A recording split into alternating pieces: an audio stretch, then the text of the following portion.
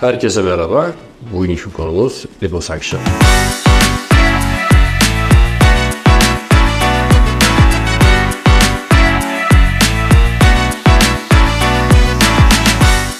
Vücudumuzun belli bölgelerinde asimetriye neden olan cilt altı yağ doku kalınlaşması olabiliyor.